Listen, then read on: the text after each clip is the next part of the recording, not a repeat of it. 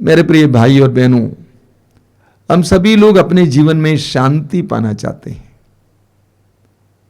हमारे हृदय में शांति, मन में शांति, परिवार में शांति, समाज में शांति। लेकिन सवाल ये खड़ा होता है कि हम शांति कैसे पाएं? एक सुंदर वचन हमें बारूक के ग्रंथ के अध्याय 3 वाक्य 13 में मिलता है। वहां पर प्रभु का वचन कहता है, यदि तुम ईश्वर के मार्ग पर चले होते तो तुम सदा के लिए शांति में जीवन बिताते। यदि तुम ईश्वर के मार्ग पर चले होते तो तुम सदा के लिए शांति में जीवन बिताते, क्योंकि ईश्वर का मार्ग शांति का मार्ग है। लेकिन तुमने ऐसा नहीं किया। हमारी समस्या यह है, इस्यास नबी के ग्रंथ के अध्याय 55 उसके वाक्य 8 और 9 में प्रभु कहते हैं, बहुत जबरदस्त वचन है। क्या लिखा हुआ है? प्रभु ये कहता है, तुम लोगों के विचार मेरे विचार नहीं है। तुम लोगों के विचार मेरे विचार नहीं है, और मेरे मार्ग तुम लोगों के मार्ग नहीं है। जिस तरह आकाश पृथ्वी के ऊपर बहुत ऊंचा है, उसी तरह मेरे मार्ग तुम्हारे मार्गों से और मेरे विचार तुम्हारे विचारों से ऊंचे हैं। हमारी समस्याओं का यह मूल कारण है। प्रभु कहते हैं, तुम्हारे विचार मेरे विचार नहीं हैं। तुम्हारे विचारों में और मेरे विचारों में मेल नहीं होता है। पहले था, लेकिन आज नहीं। आज तुम्हारे विचार मेरे विचारों से भिन्न है। तुम अपने बुद्धि और अपने विचार के अनुसार जीवन जीते हो, मेरे विचारों को स्वीकार करने सुनने के लिए तत्पर नहीं हो। और प्रभु कहते हैं, मेरे मार्ग तुम्हारे मार्ग नहीं है। मैंने तुम्हारे लिए जो मार्ग बनाया है, तुमने कोई दूसरा मार्ग अपनाया है। मेरे मार्ग तुम्हारे मार्ग नहीं है। जैसे आसमान आकाश पृथ्वी से ऊंचा है और दूर है, उतना दूर मेरे विचार तुम लोगों के विचार से और मेरे मार्ग तुम्हारे मार्ग से। यही हमारी समस्या है। इस्यास नबी के ग्रंथ के अध्याय 53 वाक्य 6 में लिखा हुआ है, हम सभी भेड़ों की तरह अपनी अपनी राह पकड़कर भटक गए। हम सभी भेड़ों की तरह अपनी अपनी मार्ग राह पकड़कर भटक गए। यही हमारी समस्या है, हम भटक गए। हमने प्रभु के मार्ग का तिरस्कार किया। हमने प्रभु के मार्ग को और उनके विचारों को छोड़ दिया, त्याग दिया। बाइबल में हमें बहुत जबरदस्त उदाहरण मिलते हैं। योना नबी के बारे में आपने सुना है। असूर के निनेवे नगर पाप से भर गया था और ईश्वर ने चाहा कि उसको नष्ट करें, लेकिन उससे पहले पश्चाताप करने के लिए एक मौका देना चाहता था। इसलिए ईश्वर ने योना नामक एक व्यक्ति से कहा कि जाओ निनेवे नगर में जाकर लोगों को पश्चाताप का वचन सुनाओ। लोगों से कहो कि पश्चाताप करो, आज से 40 दिन के बाद ये नगर दुश्मनों के हाथों दिया जाएगा। लेकिन योना प्रभु की बात को नहीं मानता है। प्रभु ने जो मार्ग दिखाया, उस मार्ग पर वो चलने के लिए तैयार नहीं हुआ। और योना ने क्या किया? योना ने उस पानी के जहाज में बैठ गया जो विपरीत दिशा में जा रहा था। पानी का जहाज निकल पड़ा। वचन में लिखा हुआ है, ईश्वर ने समुद्र में तूफान भेजा। ईश्वर ने समुद्र में तूफान भेजा क्योंकि योना गलत मार्ग, गलत दिशा में जा रहा था, विपरीत दिशा में जा रहा था। इतना भयानक तूफान कि नाविक जहाज को वश में नहीं कर पाए। लोगों के सारे सामान उठाकर पानी में फेंक दिया गया, तब भी शांत नहीं हो रहा था। तब नाविकों ने सोचा कि यह ईश्वर का प्रकोप हो सकता है। इसीलिए पता लगाने का प्रयास किया कि कौन इसके लिए जिम्मेदार है। अंत में वे पहुंच जाते हैं योना के पास। योना तो सोया हुआ था। योना को जगाया गया, पूछा गया कि तुम्हारा क्या नाम है? तुमने कौन सा अपराध किया है जिसके कारण ईश्वर हमारे ऊपर इतनी बड़ी विपत्ति भेजा है? योना ने सारी बातें बता दी कि मैं ईश्वर के आदेश का उल्लंघन करके विपरीत दिशा में जा रहा हूं। लोगों ने योना को उठाकर, योना के आदेश पर उसको उठाकर पानी में फेंक दिया और पानी शांत हो गया। ईश्वर के मार्ग से भटक जाने से, एक व्यक्ति के भटक जाने से कितने लोगों को कितना नुकसान हुआ। परिवार में एक व्यक्ति प्रभु के मार्ग से भटक जाता है, पूरे परिवार पर उसका असर पड़ता है, उसके लिए झेलना पड़ता है। एक और उदाहरण लीजिए, इस्राएलियों का उदाहरण। इस्राएली ईश्वर की चुनी हुई प्रजा अपने आप को मानते थे, लेकिन मिस्र देश की गुलामी में जी रही थी। और ईश्वर ने चाहा कि मूसा के नेतृत्व में उनको मिस्र की गुलामी से छुड़ाएं और अपने देश कनान देश में लेके आए। और ऐसा ही हुआ कि ईश्वर के महान कार्यों के द्वारा वे मिस्र की गुलामी से छूट तो गए, लेकिन वापस आते समय उन्होंने ईश्वर के मार्ग को त्याग दिया। छोटी छोटी बातों पर ईश्वर को गुड़ाने लगे, ईश्वर को परित्याग करने लगे, मूर्ति पूजा करने लगे।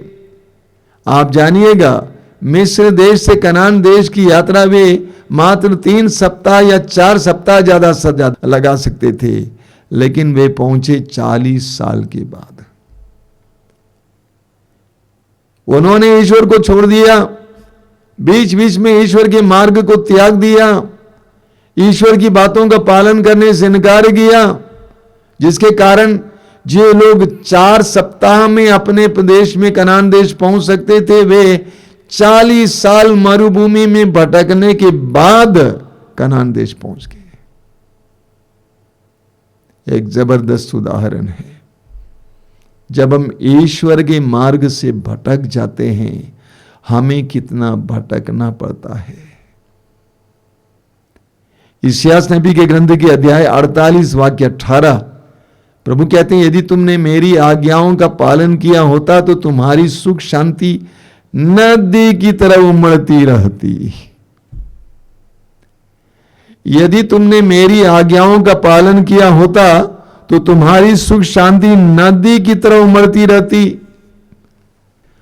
हम पढ़ेंगे विधि विवरण ग्रंथ के अध्याय 6 उसके वाक्य 2 और 3 में, यदि तुम अपने पुत्रों और पौत्रों के साथ जीवन भर अपने प्रभु ईश्वर पर श्रद्धा रखोगे और जो नियम तथा आदेश मैं तुम्हें दे रहा हूं, यदि तुम उसका पालन करोगे तो तुम्हारी आयु लंबी होगी। वाक्य 3 में लिखा हुआ है, इस्राएल, यदि तुम सुनोगे और सावधानी से उनका पालन करोगे तो तुम्हारा कल्याण होगा, तुम फलोगे फूलोगे, जैसा कि प्रभु तुम्हारे पूर्वजों के ईश्वर ने कहा, वह तुम्हें वह देश प्रदान करेगा जहां दूध और मधु की नदियां बहती हैं। यदि तुम प्रभु के आदेशों का पालन करोगे। विधि विवरण ग्रंथ उसके अध्याय 28 में लिखा हुआ है, विधि विवरण ग्रंथ अध्याय 28 में उसके वाक्य 2 से 7 तक ध्यान से पढ़िए। प्रभु का वचन कहता है, यदि तुम प्रभु अपने ईश्वर की वाणी पर ध्यान दोगे, यदि तुम प्रभु अपने ईश्वर की वाणी पर ध्यान दोगे तो ये सब वरदान तुमको मिलेंगे और तुम्हारा साथ देते रहेंगे। क्या क्या वरदान है? नगर में तुम्हारा कल्याण होगा और देहात में तुम्हारा कल्याण होगा।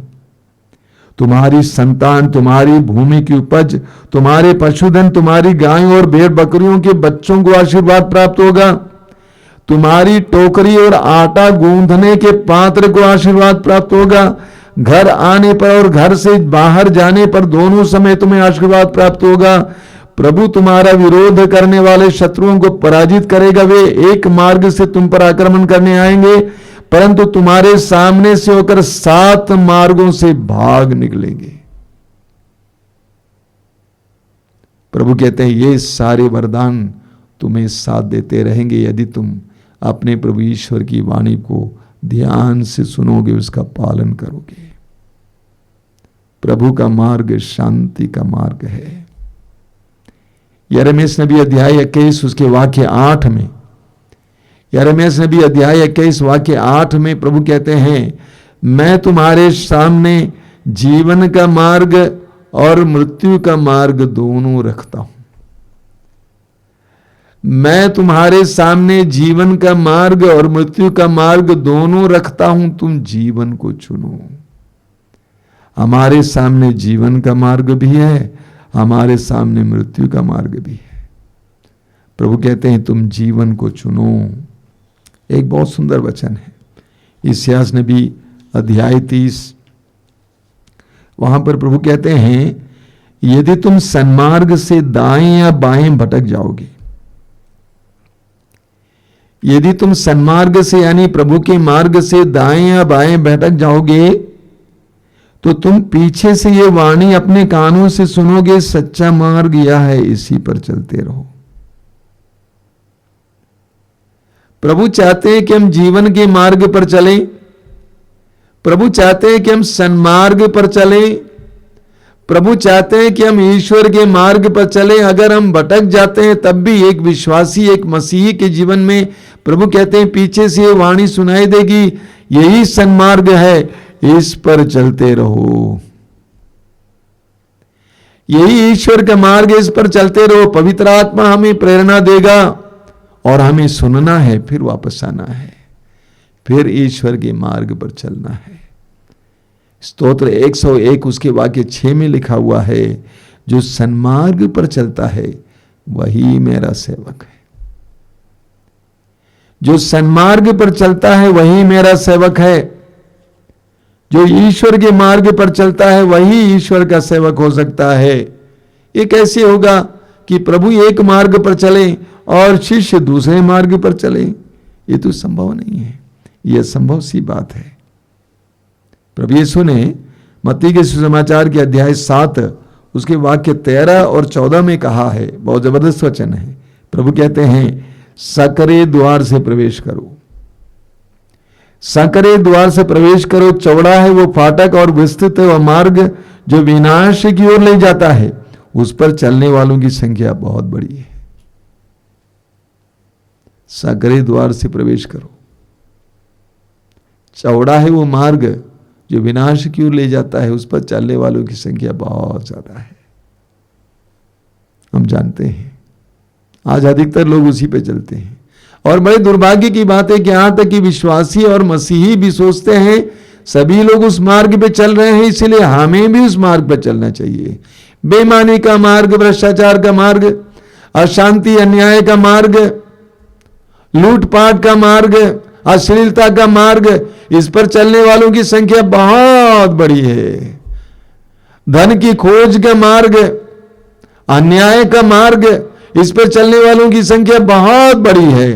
कई विश्वासी लोग सोचते हैं चलो सारी दुनिया जा रही है, हम भी पीछे चलते हैं। प्रभु कहते हैं वाक्य 14 में, किंतु सकरा है वो द्वार और संकीर्ण है वो मार्ग जो जीवन की ओर ले जाता है, और जो उसे पाते हैं उनकी संख्या थोड़ी है। सकरा है द्वार, संकीर्ण मार्ग, उस पर चलने वालों की संख्या बहुत कम है, बहुत कम लोग उसे पाते हैं। आप और मैं विश्वासी और मसीही होते हुए हमें सकरे द्वार से प्रवेश करना है और संकीर्ण मार्ग पर चलना है। कठिन है क्योंकि हमें देखा देखी करने की आदत है।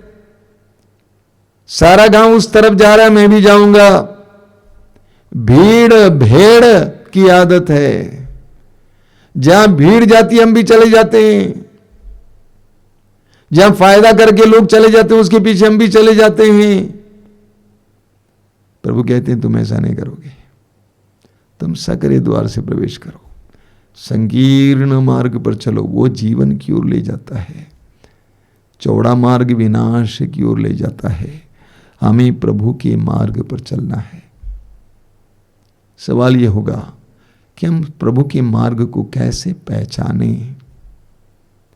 आप पूछेंगे स्वामी जी बताइए प्रभु के मार्ग को हम कैसे जाने पहचाने। हम भ्रमित हैं, प्रभु के मार्ग को कैसे जाने पहचाने।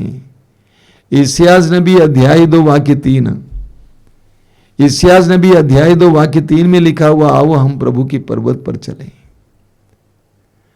आओ हम प्रभु के पर्वत पर चलें, प्रभु के मंदिर में चलें, जिससे वह हमें अपना मार्ग बताए और हम उसके पथ पर चलना सीखें। हम प्रभु के पर्वत पर चढ़ें जिससे वो हमें अपना मार्ग बताएं। ये प्रभु का पर्वत क्या है? प्रभु की उपस्थिति, प्रभु का सानिध्य। मूसा के लिए इस्राएली जनता का नेतृत्व करना आसान बात नहीं थी, बहुत कठिन बात थी। एक ऐसी प्रजा, कठोर हृदय वाली प्रजा, बदलने वाली प्रजा, भटकने वाली प्रजा, पाप की प्रवृत्ति की ओर झुकी हुई प्रजा, उसका नेतृत्व करना मूसा के लिए आसान बात नहीं थी। मूसा क्या करते थे? पहाड़ पर चढ़ते थे, एकांत में जाते थे, प्रभु के पास जाते थे पूछने के लिए, प्रभु बता मैं क्या करूं। और प्रभु अपने मार्ग मूसा को बताता था। प्रभु अपने मार्ग मूसा को बताते थे। प्रभु यीशु से सीखिए। प्रभु यीशु पहाड़ पर प्रार्थना के लिए जाते थे, प्रभु यीशु एकांत में प्रार्थना के लिए जाते थे। प्रभु यीशु ने 40 दिन और 40 रात अपने सुसमाचार की घोषणा का कार्य शुरू करने से पहले उपवास और प्रार्थना में बिताया। 40 दिन और 40 रात एकांत में बिना खाए पिए ईश्वर का मार्ग सीख रहे थे, पिता का मार्ग सीख रहे थे। पूछ रहे थे, पिता अब्बा बताओ कि मैं क्या करूं, कहां जाऊं, किनको अपने साथ लगाऊं, कौन सी भाषा बोलूं, कौन सा विषय बोलूं, तेरा संदेश क्या है, किससे बोलूं, कहां जाऊं, क्या करूं। ईश्वर का मार्ग जानने के लिए हमें ईश्वर के पास जाना होगा, समय बिताना होगा। मैं प्रभु को धन्यवाद देता हूं कि इन दिनों आश्रम में बहुत सारे परिवार आ रहे हैं, एक के बाद एक परिवार, एक के बाद एक परिवार, 2-2 परिवार एक साथ आते रहते हैं। पूरा परिवार आता है, 4 दिन 5 दिन सप्ताह भर प्रभु के सामने प्रार्थना में बिताकर चले जाते हैं। पवित्र आत्मा प्रेरणा दे रहा है कि जाओ प्रभु के सानिध्य में बैठो, पहाड़ पर चढ़ो, प्रभु के मार्ग सीखो। अभी 4 दिन पहले एक परिवार जो आया हुआ था बहुत दूर से वापस गया और उन्होंने तय किया कि हम क्या करने वाले हैं, हमारी समस्याओं का क्या कारण है, इसीलिए निदान के रूप में हम क्या करने वाले हैं, ये लोग तय करके चले गए। हमें प्रभु के मार्ग को सीखने के लिए प्रभु के पर्वत पर चढ़ने की आवश्यकता है, प्रभु के सानिध्य में जाने की आवश्यकता है। स्तोत्र 25 वाक्य 9 में वचन कहता है, प्रभु दीनों को अपना मार्ग सिखाता है। प्रभु दीनों को अपना मार्ग सिखाता है। जो प्रभु के सामने दीन बनकर आते हैं, मूसा इस्राएली जनता का नेतृत्व देते समय अपने में दीनता महसूस करता है, दुर्बलता महसूस करता है, प्रभु के पास जाता है बच्चे की तरह। प्रभु अपना मार्ग बताते हैं, प्रभु दीनों को अपना मार्ग समझाते हैं। हमें भी प्रभु से प्रार्थना करने की जरूरत है, हमें भी प्रभु के पास जाने की जरूरत है, प्रभु के मार्ग को जानने की जरूरत है। स्तोत्रकार कहता है स्तोत्र 5 उसके वाक्य 9 में, प्रभु मुझे अपने धर्म मार्ग पर ले चल, प्रभु मुझे अपने धर्म मार्ग पर ले चल, तेरे अपने मार्ग पर ले चल। मैं जानता हूं, मैं महसूस करता हूं, मेरी समस्याओं का कारण, मेरे परिवार की समस्याओं का कारण यह है कि हम लोग भटक गए, हम लोग अपने अपने मार्ग पकड़ लिए। प्रभु यीशु ने कहा यूहन्ना के समाचार के अध्याय 10 वाक्य 27 में, मेरी भेड़ें मेरी आवाज पहचानती हैं, मैं उनको जानता हूं और वे मेरा अनुसरण करती हैं। मेरी भेड़ें मेरी आवाज पहचानती हैं, मैं उनको जानता हूं और वे मेरा अनुसरण करती हैं। अगर भेड़ें चरवाहे की आवाज को सुनना बंद करेंगी तो वे भटक जाएंगी। यही तो हमारी समस्या है। हम प्रभु की आवाज को सुनना बंद किए। कुछ लोगों के कारण यह है कि वे कभी प्रभु की आवाज को सुने ही नहीं है, पवित्र वचन को सुने ही नहीं है, प्रभु के संदेशों को सुने ही नहीं है। जब तक हम पवित्र वचन को नहीं सुनेंगे, प्रभु के संदेश को नहीं सुनेंगे, हमें पता नहीं चलेगा कि प्रभु का मार्ग कैसा होता है। जब हम प्रभु के वचनों को सुनने लगते हैं, हमें पता चलने लगता, हाँ अच्छा वो जिस मार्ग से हम जा रहे थे वो गलत मार्ग है, ये तो प्रभु का मार्ग है, ये अच्छा मार्ग है, ये शांति का मार्ग है। प्रभु कहते हैं मेरी भेड़ें मेरी आवाज पहचानती है, यानी मेरा स्वर मेरा संदेश पहचानती है, मैं उनको जानता हूं और वे मेरा अनुसरण करती हैं। हम प्रभु से प्रार्थना करेंगे कि प्रभु मुझे अपने धर्म मार्ग पर ले चल, मेरे परिवार को अपने धर्म मार्ग पर ले चल। हम भटक गए, हमारे अपने विचार हैं, हमारी अपनी राहें हैं, हमारी अपनी ख्वाहिश हैं, अपनी इच्छाएं आशाएं हैं। हम सांसारिक बन गए हैं, संसार के मार्ग को अपनाए हैं, चौड़े मार्ग पर चल दिए हैं। हमें बचा, हमें तेरे मार्ग पर ले चल प्रभु, मुझे अपने धर्म मार्ग पर ले चल। आइए हम प्रार्थना करें।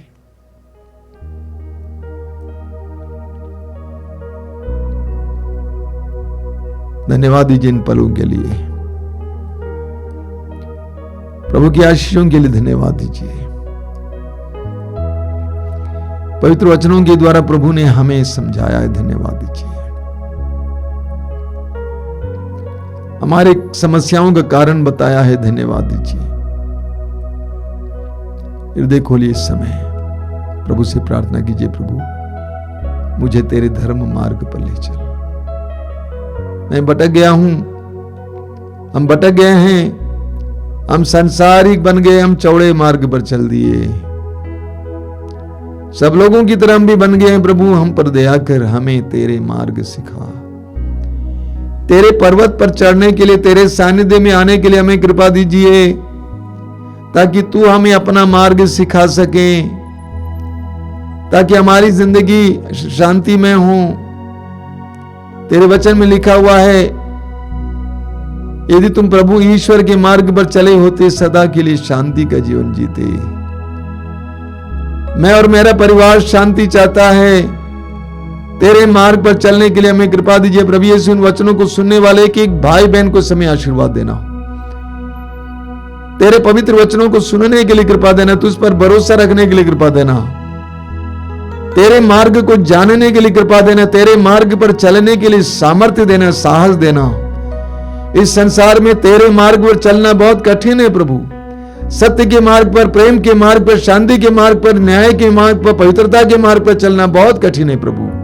साहस दीजिए, साहस दीजिए, धैर्य दीजिए, साहस दीजिए प्रभु, साहस दीजिए, धैर्य दीजिए।